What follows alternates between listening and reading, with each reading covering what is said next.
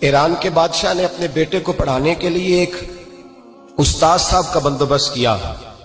استاد صاحب کو کہا کہ میرے بچے کو دین پڑھائیے، میں چاہتا ہوں کل اس نے عنان حکومت کو سنبھالنا ہے تو یہ دین سے آگاہ ہو جائے، اس کو کچھ سکھائیے، پڑھائیے۔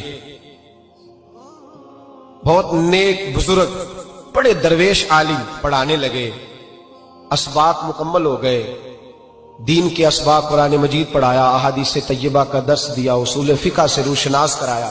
جب بچے نے مکمل تعلیم حاصل کر لی اور آمین ہو گئی، دستار ہو گئی، فارغ ہو گئے، تو پھر ایک دن استاد صاحب نے کہا بیٹے کل تم نے ضرور آنا ہے، کچھ بات کرنی ہے۔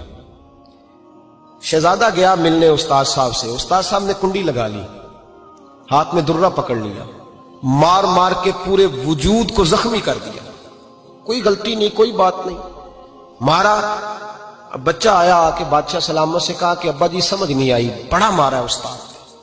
تو سیانے تھے نا بادشاہ، یہاں تو قاری صاحب روز کٹہرے میں کھڑے ہوتے ہیں، مولوی صاحب آپ نے میرے بچے کو کیوں مارا ہے؟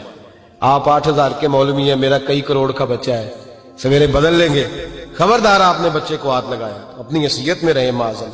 جو قومیں استادوں کو کٹہروں میں کھڑا کرتی ہیں وہ ترقی نہیں کر پاتی، جو استادوں کو کٹہروں میں روز کھڑا کرتے ہیں۔ کہا ابا جی بڑا مارا ہے، تو والد بڑے سمجھدار تھے، کہنے لگے بیٹا استاد باپ ہوتا ہے، وہ زیادتی نہیں کرتا، کوئی بات ہوگی میں تیرے استاد کو کٹہرے میں نہیں بلاؤں گا۔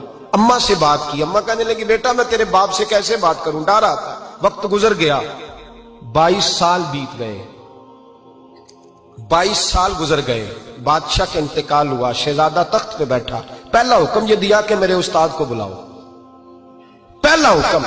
استاد جی بوڑھے ہو گئے تھے، چھڑی کے اوپر ٹیک لگا کے آئے اور بھویں سفید ہو کے جھک گئی تھیں، یوں آنکھ کھول کے بڑی مشکل سے دیکھا، کہنے لگے شہزادے حکم ہو۔ کب میں شہزادہ نہیں، اب میں بادشاہ بن گیا ہوں۔ استاد جی 22 سال بیت گئے، آپ نے مارا تھا، پر وہ درد چونکہ زیادتی کی تھی، میرا قصور کوئی نہیں تھا، تو نہ میری روح سے درد گیا ہے نہ میرے جسم سے گیا ہے، میں بے اختیار تھا، پوچھ نہیں سکتا تھا، آج با اختیار ہوا ہوں۔ سب سے پہلے پہلا حکم آپ کو دیا، بلایا ہے، بتائے کیوں مارا تھا، کیوں مجھے مارا تھا، میری زیادتی بتائے۔ تو استاد، بوڑھے استاد کی آنکھیں آنسوں سے بھر گئیں، کہنے لگے بیٹے بس آج کے دن کے لیے مارا تھا، یہ جو دن آ گیا نا میری زندگی میں اس لیے مارا تھا، یہ میں چاہتا تھا میری زندگی میں وقت ہے، آج کے بس میری مراد پوری ہو گئی۔ کہا صاحب کس لیے، مجھے بھی سمجھائے۔ آپ فرمانے لگے کتنی دیر ہو گئی تجھے مار کھائے ہوئے، کتنا زمانہ بیت گیا؟ کہنے لگا 22 سال۔ فرمایا زخم بھولے تو نہیں، درد ختم تو نہیں ہوئی، تمہیں بات ایک منٹ کے لیے بھی تمہارے حافظے سے محو تو نہیں ہوئی؟ کہا استاد جی روز رات کو یاد آتی، روز خیال آتا تھا۔ استاد کہنے لگے بھائی تو بے اختیار تھا، پوچھ نہیں سکا، 22 سال تجھے یاد رہا، مجھے پتا تھا تو ایک دن حکمران بنے گا، میں نے تجھے اس لیے مارا تھا کہ بیٹے یاد رکھنا، کسی پہ ظلم نہ کرنا، اگر تجھے 22 سال تک یاد رہا ہے تو جس پر تو ظلم کرے گا اسے بھی قیامت تک یاد رہے گا، اور یہ یاد رکھنا تو آج با اختیار ہوا تو تو نے مجھے بلا لیا ہے، قیامت کے دن غریب با اختیار ہو جائیں گے، مظلوم با اختیار ہو جائیں گے، وہ با اختیار ہوں گے، للہ الواحد القہار، رب کریم کی بارگاہ کے اندر ان کا اختیار ہوگا، اکیلے اللہ کی حکمرانی ہوگی۔